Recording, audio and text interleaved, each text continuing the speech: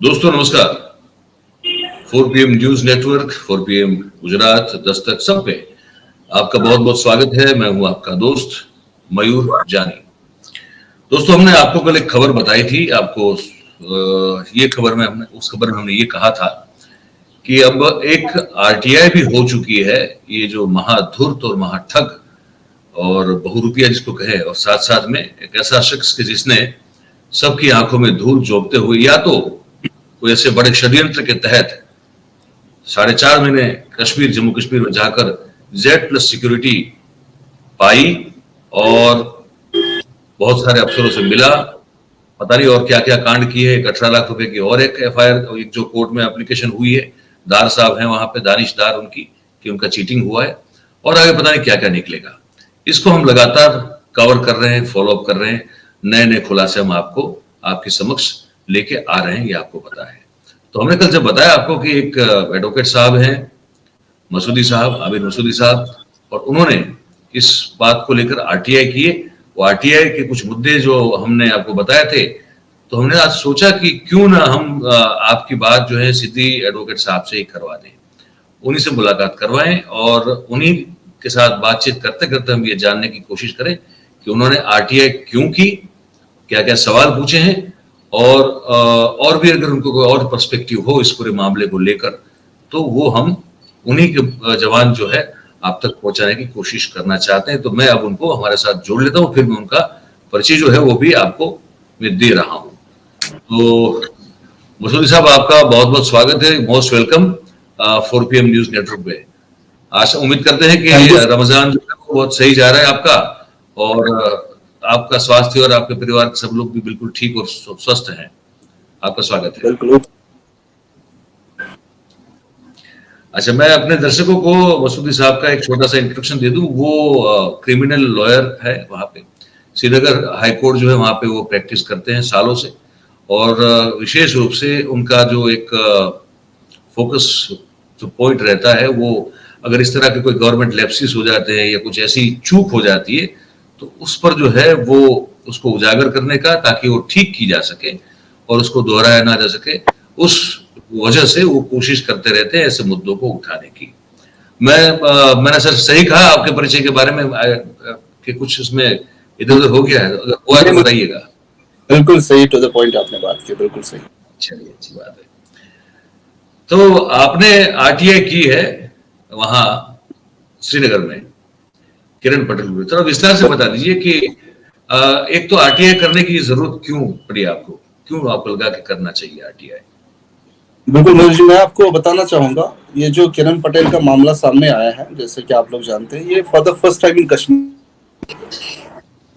तो इसमें क्या है, जो ही मैंने ये न्यूज सुनी, मुझे पहले एक अपने क्लाइंट ने कॉल किया, बोला ये जो बंदा है इसको मैं जानता हूँ, लेकिन इसका नाम किरण पाटिल नहीं, इसका नाम है चेतन प्रकाश, जो एक अच्छा, जो दानिश दार साहब आप ही के क्लाइंट है मतलब? बिल्कुल जी, बिल्कुल बिल्कुल, उन्हीं के जहाँ पे मैंने कंप्लेंट भी फाइल की जी, FIR। तो मैंने जो फोन का रिसीव, उन्होंने कहा कि ये किरण पाटिल नहीं, ही इज बेसिकली चेतन प्रकाश, जो न्यू दिल्ली के रहने वाले हैं, और एक कंपनी है जिसका नाम है मीरा ट्रेडिंग कंपनी, कलकत्ता की कंपनी, ये उनके मैनेजिंग डायरेक्टर है। ये सितंबर के मंथ में यहाँ आए थे विदाउट एनी प्रोटोकॉल, और 2 बंदे इसके साथ थे, दोनों कलकत्ता के थे। एक का नाम शैलेश जैन था और दूसरा उसमें पीयूष जैन थे। तो ये तीनों बंदे कश्मीर आए थे और ये दानिश से मिले थे। दानिश का क्या कहना है कि इनका जो कंपनी का अकाउंट है वो साइबर पुलिस ने सीज किया था, जो श्रीनगर की साइबर पुलिस है, उन्होंने किसी घोटाले में वो अकाउंट सीज किया था, तो उसी को रिलीज कराने के लिए वो कश्मीर आए थे। और मीनवाइल जब दानिश के साथ इनका इंटरेक्शन वगैरह हो गया, तो इन्होंने उसको एक ऑफर दिया by virtue of partnership letter कि आप हमारी कंपनी में 25% के पार्टनर बनिए, और उसके लिए आपको 18 लाख रुपए इन्वेस्ट करने हैं। तो दानिश भी इनकी बातों में आके इनको 18 लाख रुपए देगा। उसके बाद जब ये सितंबर की बात है, कैश दिया था या चेक था, कैसे दिया था? नहीं, उसने बेसिकली इनको कहा था मैं आपकी कंपनी के अकाउंट में डालूंगा, लेकिन इन्होंने कहा कि हमारा अकाउंट जैसे आपको पता है सीज हो चुका है, तो आप कंपनी के अकाउंट में पैसा ट्रांसफर नहीं कर सकते, आप बेटर ये रहेगा आप कैश में दे दीजिए इंस्टॉलमेंट्स में। तो दानिश ने पहली इंस्टॉलमेंट सितंबर में दी है और नवंबर के ending week of November last installment दी है। लेकिन उसका कहना है ये खाली 3 बंदे आते थे मेरे पास श्रीनगर में मिलने, विदाउट एनी सिक्योरिटी, कोई प्रोटोकॉल नहीं था, और नाम इसने अपना चेतन प्रकाश कहा था, दिल्ली का रहने वाला था। तो 18 लाख देने के बाद ये दिल्ली वापस चले गए और उसके बाद इनको फर्दर प्रोसेस कर रहा था पार्टनरशिप का। लेकिन दिल्ली जाने के बाद इन्होंने दानिश का फोन कॉल रिसीव नहीं किया और 1-2 बार थ्रेट किया है फोन पे कि किसी इन्वेस्टिगेशन एजेंसी को आप अप्रोच नहीं कीजिएगा, आपके लिए बहुत बुरा होगा। तो फिर जब अचानक परसों की बात है, जब मीडिया में न्यूज आ गई कि किरण पाटिल अरेस्ट हो गया, तो दानिश को पता चला ये बेसिकली किरण पाटिल है, गुजरात का एक बहुत बड़ा ठग है, ये कोई चेतन प्रकाश नहीं है। और मैं आपको बताना चाहूंगा मयूर जी, इस रिलेटेड दानिश ने फरवरी के महीने में ही कंप्लेंट फाइल की थी इन पुलिस स्टेशन कोठीबाग, जहां पे ये ऑकरेंस हुई थी, जहां पे उन्होंने पहली इंस्टॉलमेंट ली थी दानिश से। और उसके बाद जब पता चला कि ये किरण पाटिल है, चेतन प्रकाश नहीं है, तो दानिश ने कोर्ट को अप्रोच किया और कोर्ट में एप्लीकेशन डाली कि इसके खिलाफ एफआईआर रजिस्टर किया जाए। तो मीनवेल जब मैंने ये सारा किस्सा सुना, मैंने एप्लीकेशन लगा दी कोर्ट में, तो उसमें जज साहब ने डायरेक्शन की एसएचओ को कि आप इसमें प्रिलिमिनरी इंक्वायरी इनिशिएट कीजिए अगेंस्ट किरण पाटिल, और इसके साथ जो 2 और बंदे होते थे कैलकाटा के, उनके खिलाफ भी आप इंक्वायरी इनिशिएट कीजिए। तो मीनवाइल मुझे माइंड में आ गया, अगर ये इतना बड़ा ठग है, इसने कश्मीर में कैसे अंदर आ गया, और कश्मीर में आने के बाद जो हमारी लोकल गवर्नमेंट है वो उसको Z+ सिक्योरिटी प्रोवाइड करती है, क्योंकि जहां पे भी कहीं किसी वीआईपी बंदे को, किसी वीआईपी पर्सनैलिटी को सिक्योरिटी प्रोवाइड करनी, वहां पे कुछ प्रोटोकॉल होता है, वहां पे कोई प्रोसीजर, सिक्योरिटी प्रोसीजर फॉलो करना होता है। तो इस रिलेटेड मैंने सोचा मैं आरटीआई फाइल करूं। तो इसमें मैंने 3 आरटीआई एप्लीकेशन लगाई है। पहली एप्लीकेशन लगाई मैंने जो एडमिनिस्ट्रेटिव हेड है यहाँ के कश्मीर जोन के, डिविजनल कमिश्नर कश्मीर। दूसरी मैंने लगाई एसएसपी सिक्योरिटी कश्मीर, जिन्होंने सिक्योरिटी अलॉट की थी। और तीसरी एप्लीकेशन मैंने फाइल की डिप्टी कमिश्नर ऑफिस पुलवामा, जो पुलवामा का डिस्ट्रिक्ट आता है। मैं आपको बताना चाहूंगा, जो मैंने डिविजनल कमिश्नर ऑफ कश्मीर के ऑफिस में आरटीआई डाली, उसमें मैंने 3 चीजें मांगी हैं। एक तो पहले मुझे आप डिटेल्स दे दीजिए कि कश्मीर में आने के बाद किरण पाटिल पे जो भी एक्सपेंसेस खर्च हुए, उसका ट्रांसपोर्टेशन, उसके होटल के चार्जेस, उसका खाना पीना, उसका घूमना, वो एक्सपेंडिचर, वो अमाउंट किसने स्पेंड किया। दूसरी चीज मैंने ये मांगी आरटीआई में कि इसके साथ जिस डिपार्टमेंट ने भी, या जो भी गवर्नमेंट ऑफिशियल्स है जो इसके बैकिंग में थे, जिन्होंने रिकमेंड किया इसका ये सारा अकोमोडेशन वगैरह, उनके नाम दे दीजिए। मीनवाइल जो दूसरी एप्लीकेशन में फाइल की एसएसपी सिक्योरिटी के ऑफिस में, उसमें मैं 3 चीजें मांग रहा हूं। पहली चीज मैं मांग रहा हूं कि मुझे आप प्रोसीजर बता दीजिए, जब कश्मीर में बाहर से कोई वीआईपी बंदा आएगा, उसको प्रोटेक्शन देने, उसको सिक्योरिटी प्रोटोकॉल देने के लिए क्या क्या प्रोसीजर है, क्या क्या एलिजिबिलिटी है, कंडीशन क्या क्या है, तो वो बता दीजिए। दूसरा मैंने उसमें मांगा है कि आपने जो इसको बुलेट प्रूफ गाड़ी अलॉट की है, बुलेट प्रूफ स्कॉर्पियो व्हीकल उसको अलॉट की, क्योंकि नॉर्मली जब भी कोई ब्यूरोक्रेट, कोई ऑफिशियल आता है, उसको नॉर्मली एस्टेट डिपार्टमेंट की गाड़ी मिलती है, but he is the only person जिसको सिक्योरिटी डिपार्टमेंट की बुलेट प्रूफ व्हीकल मिली है। और तीसरी चीज मैंने एसएसपी सिक्योरिटी कश्मीर से मांगी है कि आप मुझे कोई भी रिटन ऑर्डर, कम्युनिकेशन या सिग्नल दे दीजिए, कोई भी रिटन डॉक्यूमेंट जिसमें आपने रीजन असाइन किया होगा कि आप किन बेसिस पे, किस बुनियाद पे किरण पटेल को without any verification, without any background check, इसको Z+ सिक्योरिटी प्रोवाइड कर रहा है। जो हमारा तीसरा आरटीआई है वो डिस्ट्रिक्ट डिप्टी कमिश्नर पुलवामा, क्योंकि मैंने अपने सोर्सेज से थोड़ा सुना कि इन्होंने डिप्टी कमिश्नर पुलवामा से काफी मीटिंग्स की है। तो उस रिगार्डिंग जो आरटीआई मैंने फाइल किया, उससे मैंने डिप्टी कमिश्नर साहब से ये डिटेल्स मांगी है कि आपने इसके साथ अभी तक कितनी मीटिंग्स की है 2022 के साल में, और बताइए जितनी भी मीटिंग्स हुई, उन मीटिंग्स के पीछे क्या पर्पस है। ये तो ऐसा नहीं है ना आपके पास ये गुजरात से बंदा आया कोई वीआईपी, ये आपके पास सेल्फी खिंचाने नहीं आया, ये किसी मकसद, किसी पर्पस से आया होगा। मुझे वो पर्पस बता दीजिए, आपने क्यों इसको अपॉइंटमेंट दी और किस बुनियाद पे आप लोग एक दूसरे के साथ मिले। जी मयूर जी।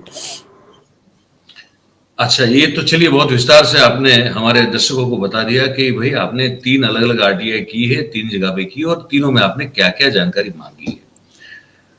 अब मैं ये थोड़ा समझना चाहता हूं कि आजकल जो है वो, हाँ, हमारे गुजरात में भी और ऑलमोस्ट पूरे देश में ये है कि सूचना अगर आप मांगे, इंफॉर्मेशन मांगे, तो आमतौर पर जवाब ये मिलता है कि इसका जवाब हम नहीं दे सकते, या तो ये जवाब हमारे पास नहीं है, या तो बिल्कुल। आप अपील में जाते रहें, फिर वो कभी जवाब मिलता नहीं है।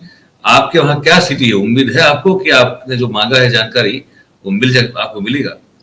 देखिए मयूर जी, जो भी मैंने आरटीआई की है, जो भी उसमें मैंने डिमांड्स रखी है, जो भी मैं डिटेल सीख कर रहा हूँ, वो आरटीआई के एक्सेप्शन सेक्शंस में नहीं है। जैसे कि सेक्शन 8 है ऑफ आरटीआई एक्ट कि कोई भी पर्सनल डिटेल डिस्क्लोज नहीं की जाएगी। लेकिन जो भी मैं डिटेल सीख कर रहा हूँ, इसमें से कोई भी डिटेल एक्सेप्शंस में नहीं आ रही है, क्योंकि ये कोई पर्सनल, किसी पर्सनल इंटरेस्ट के लिए नहीं मांगी गई। जितनी भी डिटेल्स है वो मांगी गई, वो पब्लिक डोमेन डिटेल्स है, वो मांगी गई है for the sake of public interest. So मैं उम्मीद करता हूं कि मेरी आरटीआई का रिप्लाई मिल जाए जल्द से जल्द। अगर नहीं मिला तो जो ड्यू कोर्स ऑफ लॉ होगा वो हम फॉलो कर लेंगे। अपील के लिए जो अपील वगैरह फाइल करते हैं, फिर देखते हैं कि कानून में क्या रेमेडी अवेलेबल होगी, वो हम अडॉप्ट कर लेंगे। चलिए, अच्छी बात है, लेकिन एक सवाल फिर और मन में होता है कि ये जो पकड़े गए 2 मार्च को, उसके बाद 15 मार्च तक तो ऐसे रिमांड में ही रहे थे। वो ऑफिशियल डिक्लेरेशन कब हुआ था एग्जैक्टली कि इनको हमने पकड़ा है और ये रिमांड पे है? ये बहुत सारे सवाल मन में ऐसे है, इसके जवाब हमको यहाँ बैठे बैठे मिल नहीं रहे हैं। अगर कुछ पूछताछ हुई है तो पूछताछ में क्या निकला है, वो उन्होंने, पुलिस ने कहीं सबमिट तो किया होगा कोर्ट में कि this is what we have received और got an information from this man. इसमें 2 इंपॉर्टेंट क्वेश्चंस आते हैं। पहली बात कि जो जम्मू एंड कश्मीर पुलिस है, उन्होंने जो प्रेस रिलीज दिया, उन्होंने कहा कि चेतन प्रकाश अभी 2 बार कश्मीर में आया है। जिस डिस्ट्रिक्ट में अभी आया, लेकिन कश्मीर वो 2 बार आया। लेकिन मैं वसूख के साथ दावे कहता हूँ वो 2 बार नहीं, वो काफी टाइम आया है। और अगर हम पुलिस की ये बात माने कि वो 2 बार आया है, तो इनको फिर डिविजनल कमिश्नर ऑफ कश्मीर को इंक्वायरी करने की जरूरत नहीं थी कि ये कितनी बार आया है। ये जो इंक्वायरी इनिशिएट की है डिविजनल कमिश्नर कश्मीरी, ये चेक करने के लिए ये कश्मीर कितनी बार आया है और कितने लोगों से मिला है। इट मीन्स जो पुलिस का स्टेटमेंट है जम्मू एंड कश्मीर पुलिस की, ये खाली 2 बार आए, वो कहीं पे कहीं ना डाउट कास्ट कर रहा है। फिर उनको अगर ये बात क्लियर थी ये खाली 2 बार आया, तो इंक्वायरी इनिशिएट करने की जरूरत ही नहीं होनी चाहिए फिर। और दूसरी चीज मैं आपको बताना चाहूंगा, जो मीडिया में बात आई, ये दिखा रहे हैं कि 3 मार्च कुछ अरेस्ट हुआ, मार्च के महीने में ये अरेस्ट हुआ है। अब ये जो अरेस्ट हुआ है इस बार तो कैसे हो गया, ये एक अहम सवाल है। और इसमें मैं और एक चीज बताना चाहूंगा, जिस concern SHO station house officer ने इसको अरेस्ट किया, वो हमारा एक पुलिस स्टेशन है, पुलिस स्टेशन निशात। वो एसएचओ साहब इसको अरेस्ट करने के बाद दूसरे दिन ट्रांसफर किए जाते हैं। इसका आंसर कहीं पे नहीं है मयूर जी। अगर कोई ऑफिसर, कोई एसएचओ पुलिस स्टेशन वो जरा फिर से बता दे, वो जरा फिर से बता दे, क्योंकि एक कॉल आ गया और मैं अनफॉर्चुनेटली इसको साइलेंट पे रखना भूल गया था, तो शायद वो रिकॉर्ड हो गया, तो दर्शक शायद इसको सुन नहीं पाए होंगे। आपने कहा वो पुलिस अफसर जिसने अरेस्ट किया था? हाँ, इसने इसको अरेस्ट किया था, जो एसएचओ कंसर्न थे उस टाइम जब अरेस्ट हुआ किरण पाटिल, उसके 24 घंटे के बाद उस एसएचओ को ट्रांसफर किया गया। This is the important question. अगर उस एसएचओ ने अच्छी कारकर्दगी दिखाई, अपनी ड्यूटी परफॉर्म की, इतने बड़े ठग को रंगे हाथों अरेस्ट कर लिया, उस एसएचओ को ट्रांसफर कराने की क्या जरूरत है विद इन 24 आवर्स। उसके बाद अगले दिन और एक एसएचओ साहब वहां ज्वाइन करते हैं। और दूसरी चीज, जैसे भी आपको मालूम होगा, जम्मू एंड कश्मीर की इंटेलिजेंस सबसे पावरफुल एंड स्ट्रांग मानी जाती है। चाहे यहाँ का एसपीके हो, स्पेशल ब्रांच ऑफ कश्मीर, चाहे यहाँ का एसआईओ, स्पेशल इन्वेस्टिगेशन यूनिट, चाहे यहाँ की सीआईडी विंग हो, या कोई और एजेंसी हो, चाहे क्राइम ब्रांच हो, यहाँ की इन्वेस्टिगेशन एजेंसी सबसे पावरफुल मानी जाती है, क्योंकि इनका नेटवर्क बहुत स्ट्रांग है, मिलिटेंसी के रिलेटेड या बाकी ऑफेंसेस के रिलेटेड। इतनी स्ट्रांग इंटेलिजेंस होने के बावजूद एक गुजरात का ठग कश्मीर में एंटर होता है और उसको Z+ सिक्योरिटी मिलती है, without any written order, without any accommodation. और ये भी सिक्योरिटी देने वालों को पता नहीं है कि हम इसको सिक्योरिटी दे कौन रहे हैं, ये है कौन।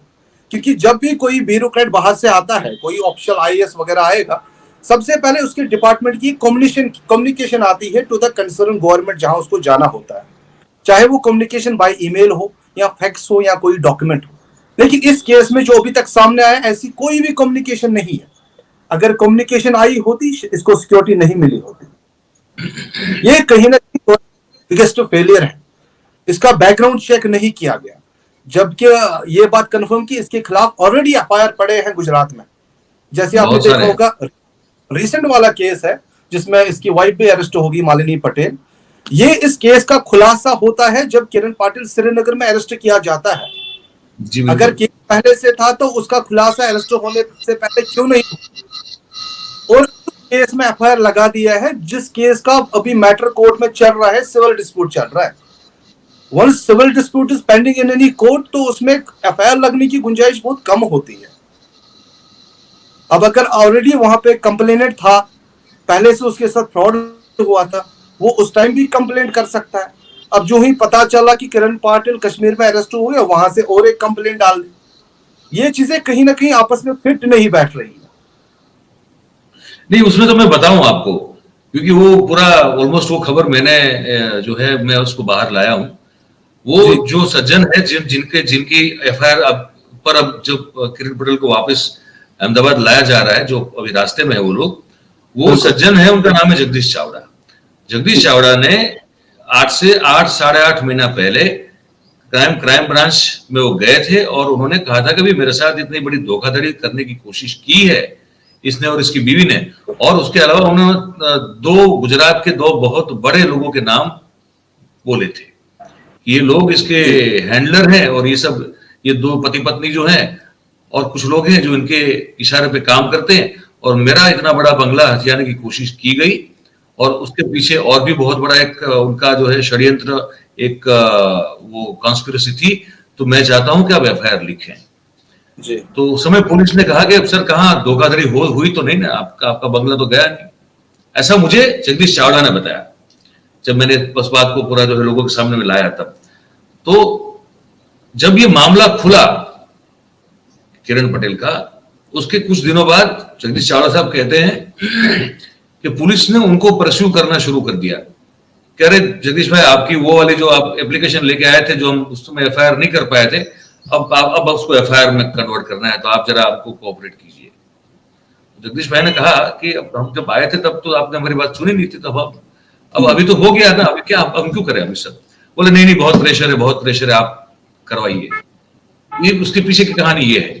तो फिर जाके वो एफआईआर, जो police was pressurised from somewhere up कि इसको आप कन्वर्ट करो एफआईआर में, तब जाके जो अर्जी भी नहीं ले रहे थे, एप्लीकेशन भी नहीं ले रहे थे, उसकी एफआईआर हो गई।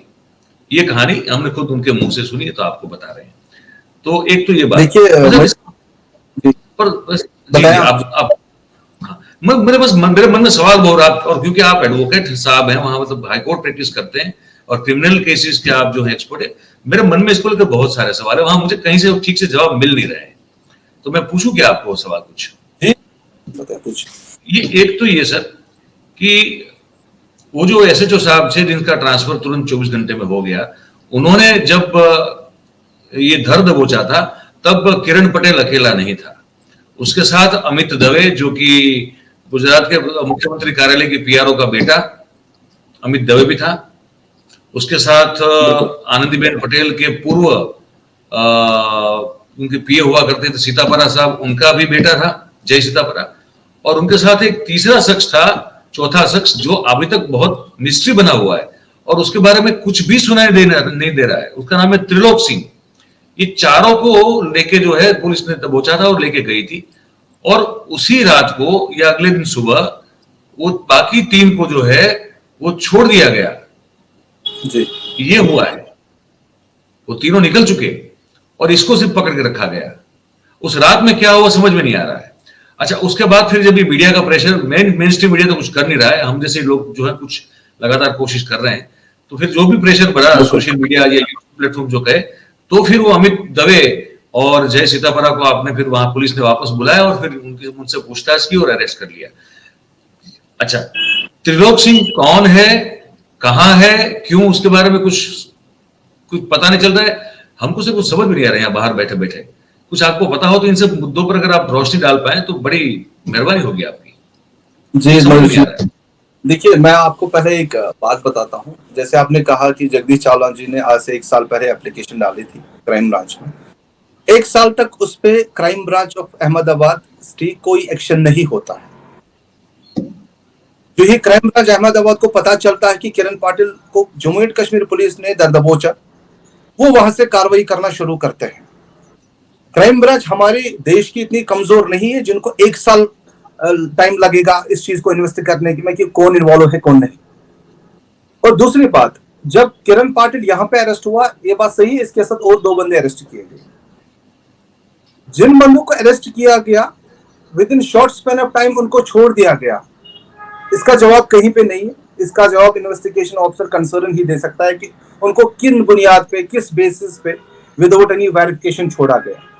और वंस एक अक्यूजर जब रिलीज होता है कस्टडी से without any bail, without any evidence या कोई रिटन ऑर्डर नहीं होगा उसका रिलीज क्या, उनका जब वो पकड़े गए ना, तो सिर्फ इसी व्यक्ति का, ये किरण पटेल का ही नाम जो है एक्यूज के तौर पर रखा गया। इनका तो पहले नाम भी नहीं था, पकड़े चारों गए। वही जी जी, हाँ, वही नाम नहीं था।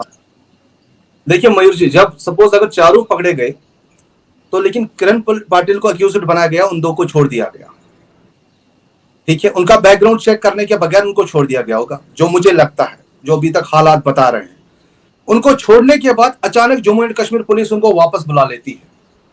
क्या उस वक्त उनको नहीं पता था, जब उन्होंने तीनों को दबोचा, उस वक्त नहीं पता था ये 2 भी इन्वॉल्व है, तो छोड़ने की जरूरत क्या पड़ी? अब जब छोड़ दिया तो ऐसा क्या हो गया, कौन सा एविडेंस सामने आ गया जो उनको छोड़ के वापस बुलाना पड़ा? ये एक अहम चीज। और जैसे आपने और एक नाम लिया, त्रिलोक सिंह, इसका नाम अभी कहीं पे रिकॉर्ड्स में नहीं है।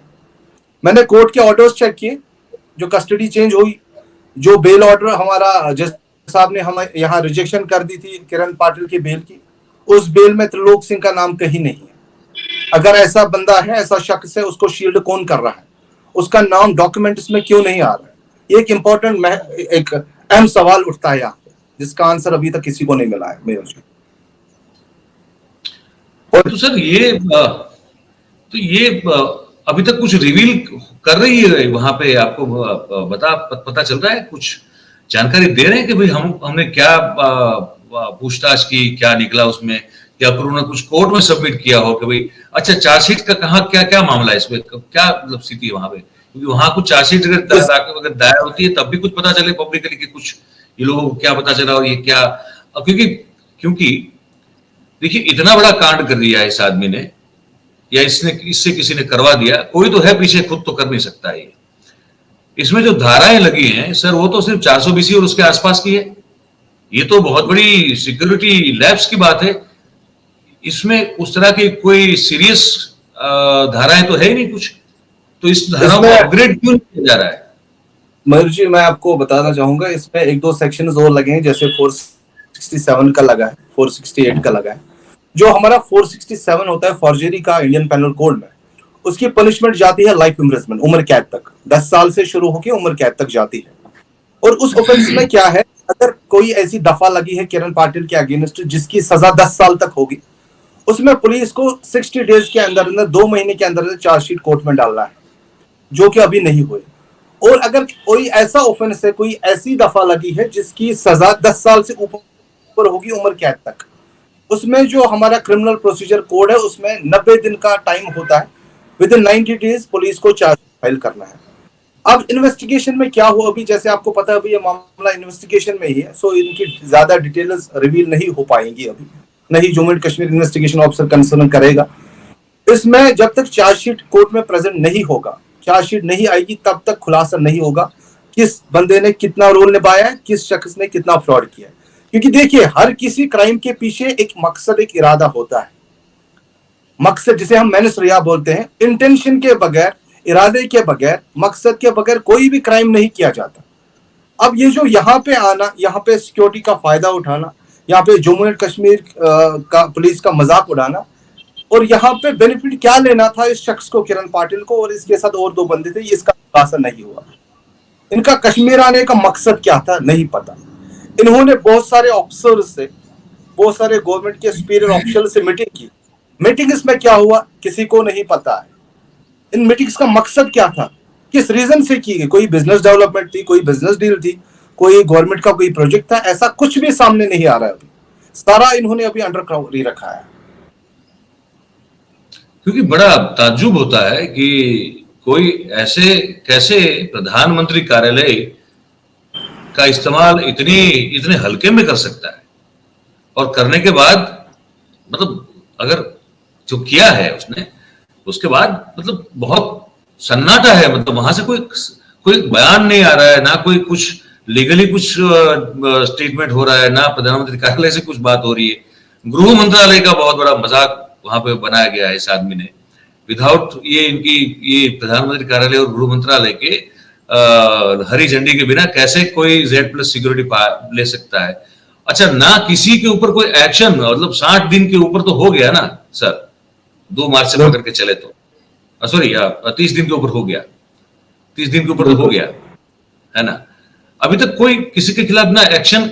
ये जो कहते रहते हैं कि हम मतलब चुन चुन के ये कर देंगे, और बहुत सारी डायलॉग बाजियां होती है, मैं मतलब पॉलिटिकल मैं नहीं जाना चाहता हूं, लेकिन अब हम रोज सुनते हैं तो वो दिमाग में फिर वो जो है वो इको कर देता है।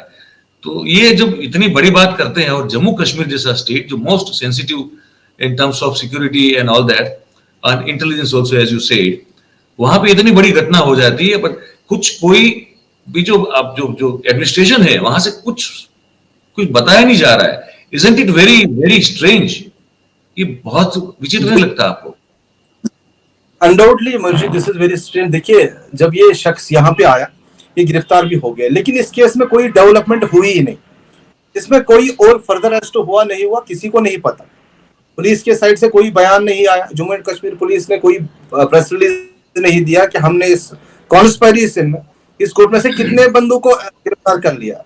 अभी खाली एक किरण पाटिल का नाम आ रहा है, उसके बगैर कुछ नहीं आ रहा है। अगर इसमें कोई गिरफ्तारी हुई भी, लेकिन वो उन्होंने पब्लिक में रिवील नहीं की, नहीं वो कोर्ट के सामने, अभी तक मैं आपको बता रहा हूँ, न हुई वो कोर्ट के सामने रिवील हुई। अब जो इसका अपना इन्वेस्टिगेशन पीरियड है इस केस का जो यहाँ पे लगा, इसका इन्वेस्टिगेशन पीरियड 90 दिन तक का है, 3 महीने का, और इन्वेस्टिगेशन मुकम्मल होने से पहले ही इसकी कस्टडी चेंज की गई बाहर गुजरात। अब अगर अक्यूजर प्रेजेंट नहीं रहा, मौजूद नहीं रहा जम्मू एंड कश्मीर पुलिस के पास, तो इन्वेस्टिगेशन कैसे होगी? क्योंकि बहुत सारे सवाल ऐसे हैं इस केस में, इस इन्वेस्टिगेशन ऑफिसर्स के, जिसका जवाब सिर्फ किरण पाटिल दे सकता है, जिसका जवाब और कोई दे नहीं सकता है। तीसरी बात बताना चाहूंगा कि ये ऐसी जगहों पे इसने विजिट किया है कश्मीर में, जहां पे एक आम आदमी का जाना नामुमकिन है, मुश्किल नहीं नामुमकिन है मयूर जी। अगर इसने उन जगहों पे ये गया है सिक्योरिटी के साथ, अगर ऐसा होता कि इसने वहां से कोई इंपॉर्टेंट इंफॉर्मेशन निकाली होती, फिर वो आगे किसी को डिलीवर की होती जो हमारे देश के लिए ठीक नहीं था, उस वक्त क्या जवाब देती गवर्नमेंट? क्योंकि कश्मीर जैसे आपने कहा ये मोस्ट सेंसिटिव प्लेस है। यहाँ पे इसने कहाँ पे क्या किया, कहाँ से क्या इंफॉर्मेशन ली, कहाँ से कौन सा नक्शा उठाया, कहाँ से कौन सी डिटेल किस शख्स से मिला, इस इंफॉर्मेशन का उस जगह पे जाने का मकसद क्या है वो किसी को नहीं पता। तो बात इससे कुछ ऐसे आइडेंटिटी कार्ड, कुछ विजिटिंग कार्ड, कुछ ऐसे डॉक्यूमेंट पकड़े गए जिन पे फॉर्जरी का सेक्शन लगा है। तो नेचुरल सी बात है, बंदा अपने आप को, ये शख्स अपने आप को पीएमओ ऑफिस दिल्ली के साथ रिलेट करता है, तो कॉमन सेंस से वो कागज होंगे, वो कागजात होंगे, जो भी डॉक्यूमेंट्स पकड़े गए वो पीएमओ ऑफिस दिल्ली से रिलेट करते होंगे। तो वहां से फॉर्जरी हुई है, उनके दस्तावेज, उनके डॉक्यूमेंट्स के साथ अगर फॉर्जरी हुई है, कानून ऐसा है जिस डिपार्टमेंट के साथ फॉर्जरी होगी उस डिपार्टमेंट को अलग एफआईआर रजिस्टर करना है, जी हमारे इस डॉक्यूमेंट, इस दस्तावेज के साथ फॉर्जरी हुई है। अगर इसने पीएमओ ऑफिस का कोई कार्ड यूज किया, किसी दस्तावेज, किसी डॉक्यूमेंट की फॉर्जरी हुई है, खुद बनाया है, तो पीएमओ ऑफिस से डायरेक्शन जानी चाहिए और एक एफआईआर लॉन्च कर लीजिए जिस जुरिसडिक्शन में वो बात हमारी चल रही है मसूदी साहब से। मुझे लगता है शायद उनका इंटरनेट कनेक्शन जो है शायद कहीं वो लॉस्ट हो चुका है, लेकिन मैं आशा करता हूं कि वो जल्द ही हमारे साथ जुड़ जाएंगे, और जुड़ गए मेरे ख्याल से। बस जी, आपका कनेक्शन शायद चला गया था। जी, आप कंटिन्यू कीजिए। नेटवर्क इशू हो। जी जी जी, आप सर, आप कुछ भी, आप डिजिटल इंडिया में जी रहे हैं, आपका नेटवर्क कैसे जा सकता है? क्या करें, कश्मीर में कुछ भी हो सकता है। कश्मीर में मयूर जी जब ऐसे हो सकता है। हाँ सर, चल रहे। तो आप कंटिन्यू करें प्लीज। हाँ जी, तो मैं कह रहा था अगर इसने किसी डिपार्टमेंट का डॉक्यूमेंट फॉर्जरी किया है तो उस डिपार्टमेंट की जिम्मेदारी बनती है कि वो उस अपनी जुरिस्डिक्शन के पुलिस स्टेशन में अपनी कंसर्न इन्वेस्टिगेशन में और एक कंप्लेंट फाइल करे, जिसके रिजल्ट में और एक एफआईआर निकल आएगा। अगर इसने पीएमओ ऑफिस न्यू दिल्ली का कोई डॉक्यूमेंट फॉर्ज किया है तो उसके लिए इसको अलग सेपरेट एफआईआर लॉन्च होना ही होना है, ये कानून में गुंजाइश है। अभी तक हुआ है क्या? नहीं, ऐसा तो अभी कुछ सुनने में नहीं आया। अभी तो ऐसा कुछ अभी खाली एक एफआईआर है जो यहाँ पे निशाद पुलिस स्टेशन में लगा है, और जो उसमें फॉर्जरी सेक्शन इन्होंने इम्प्लीकेट किया है इसके अगेंस्ट, तो नेचुरल सी बात है, फॉर्जरी की दफाएं तब आती है जब कोई फॉर्जरी डॉक्यूमेंट फंस जा सीज हो जाता है पुलिस के हाथ। तो अब इनको देखना है वो फॉर्जरी डॉक्यूमेंट किस डिपार्टमेंट का है। वो डिपार्टमेंट, यस, वो डिपार्टमेंट उसकी सेपरेट रजिस्ट्रेशन ऑफ एफआईआर कर सकता है, इसमें कानून की बाज़ाब्ता गुंजाइश है। और दूसरी बात, अभी तक इन्वेस्टिगेशन ऑफिसर ने क्या हासिल किया, कहाँ इन्वेस्टिगेशन पोस्ट, कस्टोडियल इंट्रोगेशन कितना हो, अभी ऐसा कुछ पता नहीं है। देखिए, डीसी ऑफिस पुलवामा गया है, डीसी ऑफिस बड़गाम गया है, बहुत सारे गवर्नमेंट के ऑफिसर्स के पास चला गया, और ब्यूरोक्रेट्स के पास, सिवाय एक जो लोकल रेजिडेंट यहाँ है दानिश अहमद डार, जिन्होंने कंप्लेंट फाइल की कि मेरे साथ 18 लाख रुपए का फ्रॉड हुआ। उसके लिए चेतन प्रकाश है, किसी के लिए ये director strategies and campaign department of prime minister's office है। तो बहुत सारे ऐसे होंगे जो क्राइम्स इसने किए होंगे, वो स्केलेटन्स, वो कंकाल अभी बाहर नहीं आए। कुछ लोग ऐसे होंगे कि मे बी कोई बैकअप तो नहीं होगा, हम अगर कंप्लेंट करने जाएंगे तो शाम को क्या पता कोई उठा के ले ना जाए। तो इन चीजों का भी इसमें काफी पॉसिबिलिटी है इन चीजों की। अच्छा, एक ये जो अमित दवे और वो जो अपना ये क्या नाम है उनके लड़के का, जय सीतापरा, फिर से वो नेटवर्क पर चला गया, लेकिन वो जुड़ जाएंगे, आई एम प्रीटी श्योर कि वो वापस आ जाएंगे, और मुझे लगता है कि आ गए। हाँ, तो मैं पूछना था कि ये अमित दवे और ये जो जय सीतापरा का क्या हो रहा है वहां पे, वो दोनों का क्या स्टेटस है लीगली? यहाँ पे जो अभी तक पुलिस की इन्वेस्टिगेशन है, लेकिन इनका कुछ अमित पांड्या नाम है, शायद दवे नहीं है यहाँ के डॉक्यूमेंट्स हिसाब से। अमित पांड्या, सॉरी, दवे नहीं, अमित पांड्या, सॉरी, अमित पांड्या, बिल्कुल अमित पांड्या, हितेश पांड्या के पुत्र। हितेश पांड्या मतलब कि अब तक के पिछले 22 साल से मुख्यमंत्री कार्यालय के पीआरओ, उनके ही सुपुत्र हैं, जिन्होंने रिजाइन कर दिया। बिल्कुल बिल्कुल बिल्कुल। देखिए, इनका जहां तक इनका रोल है, अभी तक ऑन रिकॉर्ड इनकी कोई अरेस्ट की खबर नहीं आई है। ऑन रिकॉर्ड की बात कर रहा हूँ। नहीं, वो तो आ गई है। नहीं, ऑन रिकॉर्ड। अच्छा, ऑन रिकॉर्ड जहां तक मेरी जानकारी है, मुझे ये है कि वो दे हैव बीन अरेस्टेड, पूछताछ के लिए बुलाया था, and then they are officially arrested. I mean, as far as my knowledge is concern. आप वहां बैठे हैं तो आपको ज्यादा पता है, ऑब्वियसली मुझे तो यहाँ बैठे अभी तक मुझे नहीं लगता है इसमें कोई। आप जो कहेंगे वही सच मान के चलेंगे कि आप तो वहां बिल्कुल बैठे हैं, और आप होगा, आपकी इन्फॉर्मेशन भी सही हो सकती है, लेकिन मेरी नॉलेज के हिसाब से शायद अभी तक ऑन रिकॉर्ड इनका एज अक्यूज्ड नाम नहीं आया है। मे बी एज विटनेस आया होगा, बट एज अक्यूज्ड अभी मेरे नजरिया में नहीं आया है कहीं पे। और जो कल rejection chief judicial magistrate Srinagar में, उसमें भी अभी तक इनका कुछ जिक्र नहीं। अभी खाली किरण पाटिल की ही चर्चा चल रही है हर जगह। उनसे आगे जो शक की सुई है बढ़ रही है, नहीं बढ़ रही।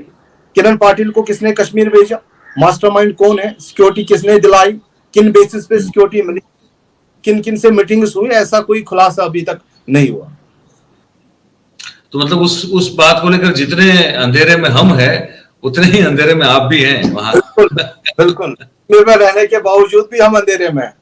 वन नेशन वन कंफ्यूजन बना रहना चाहिए। चलिए, अच्छी बात है ये तो। तो अच्छा, एक आखिरी चीज मुझे आपसे पूछनी थी मसूदी साहब, कि ये जो आपके क्लाइंट है दानिश डार साहब, तो ये जब ये कह रहे हैं कि इनको तो ये मिले तो चेतन प्रकाश के नाम से मिले थे, और सितंबर में मिले थे, ये आप शायद उसमें लिखा हुआ है सितंबर में मिले थे 2022 जी। हाँ, तो तब इनके पास कोई ये Z+ सिक्योरिटी का कोई तामझाम नहीं था, और वहां कोई वो चाय का कोई रेस्टोरेंट है, चाय वाय ऐसा कुछ है, वहां पे वो मिले थे मेरे ख्याल से। तो ये इसका मतलब कि ये माना जा सके कि कुछ बार ऐसे ही ऐसे सिविलियन ही आ गए हो वहां पे? क्योंकि अगर आप जेड प्लस के साथ रहते हैं तो जेड प्लस आपको कभी वो परमिट करता नहीं, और आई थिंक जो सिक्योरिटी डिटेल जो है प्रोटोकॉल है कि आप ऐसे उससे छुटकारा पाके किसी को आप निजी रूप से मिलने चले जाए, ये फिर जेड प्लस पाने के बाद तो पॉसिबल नहीं होता ना। तो इसमें क्या संभावना हो सकती है? बिल्कुल मेयर जी, आपकी बात बिल्कुल दुरुस्त है। जब ये कश्मीर आए थे सितंबर में दानिश डार से जब ये मिले, तब ये एक सिविलियन की तरह आए थे और अपने आप को प्रोजेक्ट किया कि हम बिजनेसमैन हैं, हम कश्मीर किसी मकसद से आए हैं। मकसद क्या था कि इनका ऑफिशियल कंपनी का bank account cyber police Srinagar ने सीज किया था किसी फ्रॉड के मसले में। उस वक्त कोई भी पुलिस का ऑफिशियल, कोई भी सीआरपीएफ की फोर्स, कोई भी एस्कॉर्ट पीएसओ वगैरह साथ में नहीं था। उस वक्त ये जैसे सिविलियन होते हैं वैसे थे। और दूसरी चीज, अभी अगर हम देखा जाए कि ये खाली 2 बार आया है, दोनों बार सिक्योरिटी मिली है। ये तो ऑन रिकॉर्ड आया है जो इसके पास सिक्योरिटी, उसकी वजह से ये बाहर आ गया मीडिया में, पब्लिक में कि 2 बार आया। लेकिन जैसे ये दानिश को मिला जो अभी ऑफ द रिकॉर्ड है, without protocol, without security cover, वैसे उस हिसाब से, उस नजरिए से तो ये तो काफी सारे लोगों से मिला होगा और काफी सारी जगहों पे कश्मीर में मिला होगा। और दानिश का ये कहना कि जब ये कश्मीर आए तो इनका बड़ा अच्छा खासा ड्रेसिंग सेंस था, बिजनेसमैन लग रहे थे पक्के। अगर देखा जाए डॉक्यूमेंटेशन साथ थी, मीरा ट्रेडिंग कंपनी के रजिस्ट्रेशन सर्टिफिकेट साथ थी, और ये कंपनी एग्जिस्ट भी करती है नहीं करती किसी को नहीं पता। इस कंपनी का अकाउंट क्यों सीज हुआ किसी को नहीं पता।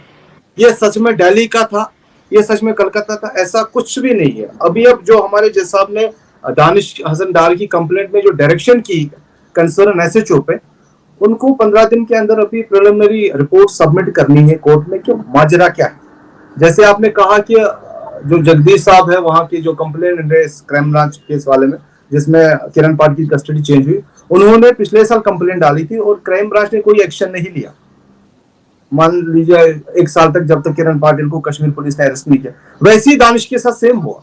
दानिश ने फरवरी के महीने में कंप्लेंट डाली कंसर्न पुलिस स्टेशन में, चाय जय रेस्टोरेंट जहां पे इनकी डीलिंग हुई थी, जो पुलिस स्टेशन कोठीबाग लाल चौक के आगे की जुरिसडिक्शन में पड़ता है। वहां पे कंप्लेंट डालने के बाद उस कंप्लेंट में एक्शन क्यों नहीं होता? उसके बाद दूसरी कंप्लेंट जाती है एसएसपी को, एक्शन कुछ नहीं होता है। और तब दानिश हसन डार मजबूर हो जाता है कोर्ट को के दरवाजे खटखटाने में, जब पुलिस से उनके दरवाजे बंद हो जाते हैं। अगर पुलिस ने वक्त पे एक्शन लिया होता, शायद किरण पाटिल का ये ड्रामा नहीं सामने आया होता, वो अरेस्ट हुआ होता। अगर दानिश की कंप्लेंट पे एक्शन लिया होता, शायद उसके 18 लाख रुपए वापस आ जाते। अगर उसकी कंप्लेंट में एक्शन लिया होता, शायद उसको कोर्ट के दरवाजे खटखटाने की जरूरत नहीं थी। मुझे अब जो लग रहा है वो ये है कि क्योंकि जहां तक ऑन रिकॉर्ड पता चल रहा है, ये जेड प्लस के साथ पहली बार जब जेड प्लस के साथ आया, विद फैमिली आया हुआ है, वो अक्टूबर 22 अक्टूबर या उसके आसपास या उसके कुछ दिनों बाद है। और सितंबर में आप कह रहे हैं कि सितंबर 22 में इनको मिला है।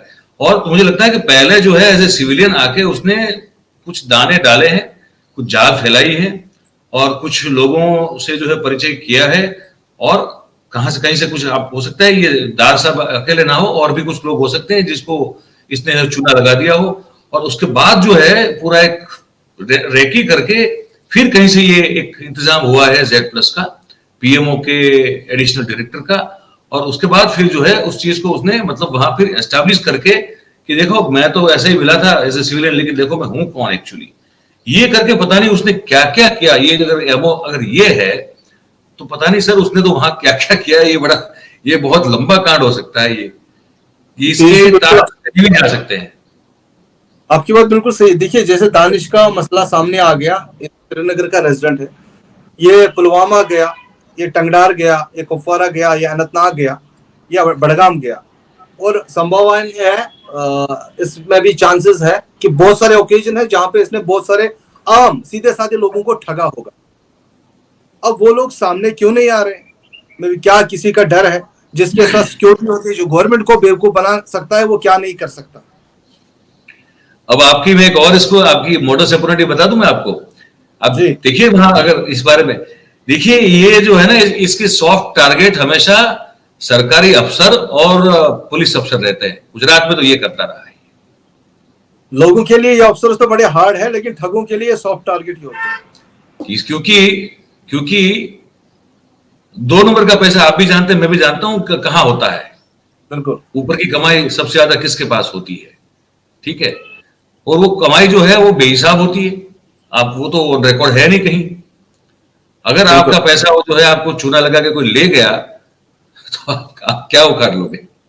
आप जा नहीं सकते, आप एफआईआर कर नहीं सकते। अगर आपने एफआईआर की तो फिर आपको जवाब देना पड़ेगा कि पैसा आया कहां से इतना सारा। तो गुजरात में कम से कम तकरीबन 20 से 30 ऐसे अफसर हैं जिसका इस बंदे ने जो है मतलब इतना जोर से चूना लगाया कि पूछे मत। वो कुछ कर नहीं पाए, कुछ मतलब तिल मिला कर बैठे हुए हैं। तो इनका जो सॉफ्ट टारगेट है वो सरकारी महकमे के लोग होते हैं, चाहे वो फिर एडमिनिस्ट्रेशन में हो या पुलिस में हो। ये दुरुस्त, बिल्कुल सही बात है। तो हो सकता है कि जब ये जेड प्लस लेके जब आया हो तो अगर सबसे ज्यादा चूना जो है आप ही के एडमिनिस्ट्रेशन को लगाया हो, वहां ये भी हो सकता है। चांसेस है, बहुत पॉसिबिलिटी है मयूर जी। देखिए, पैसों की क्लेम हमेशा वहां पे होती है जहां पे व्हाइट मनी होगा। व्हाइट मनी होता है। जहां पे ब्लैक मनी का घोटाला होगा वहां पे पैसों की क्लेम कोई नहीं करता। कोई नहीं करता है। हर कोई मीडिया के फ्रेम में, पब्लिक के फ्रेम में अपनी आपकी इमेज क्लियर रखना चाहता है। तो अगर उनको पता है अगर हम सामने आएंगे, हम क्लेम करेंगे इसने हमें ठगा, तो सवाल उठेंगे आपके पास इतना पैसा आया कहां से। तो उस वक्त उनको काफी सारे सवालों का जवाब देना पड़ेगा। और बाकी ये हमारी इन्वेस्टिगेशन एजेंसीज हिंदुस्तान की इतनी कमजोर नहीं है कि वो एक ठग को इन्वेस्टिगेट ना कर पाए। ये कहीं ना कहीं सिक्योरिटी का बहुत बड़ा फेलियर है, ये नाकामयाबी है उनकी। इसकी जगह कोई आतंकवादी भी हो सकता था जो कोई भी डिटेल किसी को भेज सकता था पैसों के लिए। ये तो मामूली सा ठग है, मामूली सा ठग। अब तो जो मास्टरमाइंड बैठे हैं उनका तो बता ही नहीं सकता क्या होगा। हाँ, मतलब ये इसकी खुद की इतनी औकात नहीं कि वो कैसे भी करके जेड प्लस सिक्योरिटी अपने बलबूते पे अरेंज कर ले। That is absolutely impossible, next to impossible. वो तो संभव नहीं है। तो कोई है, इसका आका है, कोई इसका कोई बाप है। अब वो अगर पता चले तब उस पूरे मामले का पता चले, अदरवाइज तो फिर यही है कि प्यादे को फिर शहीद कर दिया जाएगा और क्या होगा फिर।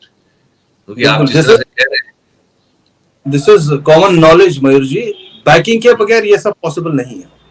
नहीं है, बिल्कुल नहीं है। बैकिंग के बगैर चुप्पी साधी हुई है, कुछ भी लीक हो नहीं रहा है, ना कोई स्टेटमेंट आ रहा है।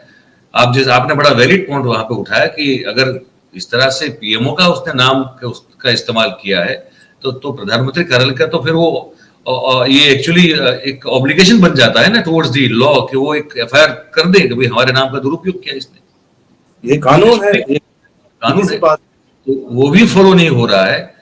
तो something very fishy is going on और बहुत बड़ी खिचड़ी पक रही है सर। और बड़े आश्चर्य की बात यह है कि जितना मतलब मुझे था कि कुछ वहां कुछ तो लीगली कुछ डिस्क्लोज हुआ होगा, ऑफिशियली कुछ हुआ होगा या कुछ और हो सकता है। आप वहां के हैं और आप इतने समय से इतना काम अच्छा कर रहे हैं तो कुछ जानकारी होगी, लेकिन मुझे लगता है कि जानकारी इस मामले में किसी के पास, ना आपके पास ना हमारे पास, इससे ज्यादा कुछ है नहीं। अभी मयूर जी सारे पर्दे गिरे हुए हैं, अभी पर्दे नहीं उठे, लेकिन उठ जाएंगे जल्दी, उठ जाएंगे। चलिए, हम तो दुआ करते हैं कि उठ जाए, क्योंकि देश के लिए बहुत जरूरी है। बिल्कुल, इस देश के लिए बहुत जरूरी है कि इतना बड़ा घपला ऐसे हो जाए और कोई भी हरा गरा नत्थु खेरा जो है देश के प्रधानमंत्री कार्यालय का इस तरह से इस्तेमाल कर ले। ये this can not be tolerated at all. तो इसमें तो बहुत जरूरी है और हम तो उम्मीद करते हैं कि आपने जो आरटीआई की है आपको जवाब मिले उस चीज का और आप एक बड़ा एक मजबूत और एक सक्षम एक भूमिका आप निभा पाए पूरे इस मामले में।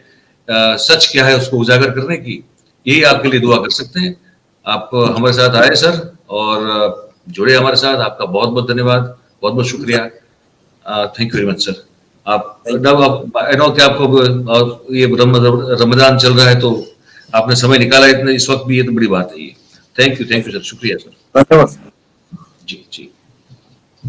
तो दोस्तों, ये आप जानते हैं, आपने देखा अभी कि हम बात कर रहे थे एडवोकेट हाईकोर्ट, श्रीनगर हाईकोर्ट के एडवोकेट आमिर मसूदी साहब से, जो एकमात्र जम्मू कश्मीर से जो किरण पटेल के खिलाफ एफआईआर ठगी की, धोखाधड़ी की जो दर्ज की गई है दानिश दार साहब के द्वारा, उनके भी एडवोकेट हैं। और फिर जो 3 अलग अलग महकमों में आरटीआई की है वो करने वाले भी मसूदी साहब ही हैं। और बड़ी इंटरेस्टिंग भी एक बात रही और बड़ी एक तरह से आश्चर्यचकित होने वाली बात भी रही कि कुछ भी जो है बताया नहीं जा रहा है।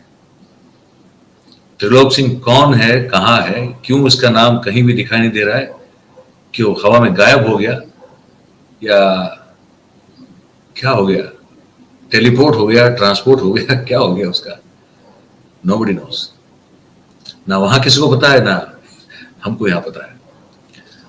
दूसरी बात कि अमित और जय ये क्यों वहां पे है, क्या उनका लीगल स्टेटस है, आर दे अरेस्टेड और नॉट, और अगर नहीं हुए हैं तो किस आधार पर वो वहां पे है, क्या वो ऑफिशियल विटनेस बन चुके हैं, इस बारे में कोई लीगल इंफॉर्मेशन मसूदी साहब के पास भी नहीं है, कोई चीज नहीं है। प्रधानमंत्री कार्यालय को इस बारे में उनका ऑब्लिगेशन बनता है कि वो एफआईआर करें, क्योंकि उनके कार्यालय का दुरुपयोग हुआ है, वो एफआईआर नहीं कर रहे हैं। देश के गृह मंत्रालय की ओर से ना कोई भी स्टेटमेंट आ रहा है, ना कोई जानकारी मिल रही है। चार्जशीट एक्चुअली कब तक हो जाएगी, विद इन द लिमिट होगी या और टाइम लिया जाएगा, पता नहीं चल रहा है। जब इतना बड़ा केस वहां पे चल रहा है तो उस दौरान जैसे मसूद साहब कह रहे थे कि फिर यहाँ एक्यूज का रहना बहुत जरूरी है श्रीनगर में, फिर भी वो धोखाधड़ी के केस की एफआईआर के चलते अहमदाबाद में उनकी ट्रांसफर वारंट से कस्टडी दे दी जाती है। जबकि जगदीश चावड़ा साहब 8 साढ़े 8 महीने पहले गए थे एफआईआर करवाने के लिए, तब वो एफआईआर नहीं ली गई थी। अचानक से किसका प्रेशर आया, क्यों आया कि इसको अब एफआईआर में तब्दील करो ताकि वहां से इसको वहां श्रीनगर से किरण पटेल को अहमदाबाद लाया जा सके, किसका इंटरेस्ट है ये, जो चाहता है कि हो, जो चाहता है कि वो श्रीनगर में न रहे और अहमदाबाद में गुजरात में आके रहे ताकि चीजें कंट्रोल में रहे। कि कौन है इसका आका, इसका बाप कौन है, ये फर्जीवाड़े के मामले में बात कर रहा हूं मैं, उस तौर पे बात नहीं कर रहा हूं। मतलब इस फर्जीवाड़े के क्षेत्र में उनके पिता कौन है जो इनके गुरु हैं, कौन इनके आका हैं, ये अगर नहीं ढूंढ निकाला गया तो इतना बड़ा जो कांड हुआ है ये पर्दे के पीछे दब जाएगा, राख के ढेर के नीचे दब जाएगा, क्योंकि इस मामले को बिल्कुल जो है सुला दिया जाएगा। और ये डर है हमको, आप जो देख रहे हैं कि आपको भी इस बात का डर है क्या, क्योंकि इतने सारे सवाल जो हैं वो जिनके जवाब अब तक नहीं मिल रहे हैं। 1 महीने के ऊपर टाइम हो चुका है उनकी गिरफ्तारी को लेकर। लगातार हम इस मुद्दे को उठाए हुए इसलिए हैं क्योंकि ये ठंडा पड़ जाए तो बहुत नुकसान होगा हम सबका। और इतना बड़ा घोटाला, इतना बड़ा कांड, और अपने इस देश को अपने पिताजी की जागीर से बेचने वाले जो लोग हैं वो फिर खुलेआम जो है निर्भीक रूप से ऐसा ही कांड करते रहेंगे अगर ये दबाव ना बढ़ा तो आप क्या सोचते हैं, आपको क्या लगता है, ये हमको आप जरूर बताएं अपने कार्यक्रम में। और अगर बात अच्छी लगती है तो आप जरूर इसको लाइक करें, सब्सक्राइब करें, करवाएं और शेयर अगर जितना ज्यादा करें तो हमारी बात ज्यादा से ज्यादा लोगों तक पहुंचने में आसानी होगी और आपकी सहायता भी हमको मिल जाएगी। आप सबका बहुत बहुत धन्यवाद इस कार्यक्रम को देखने के लिए। Thank you very much. नमस्कार।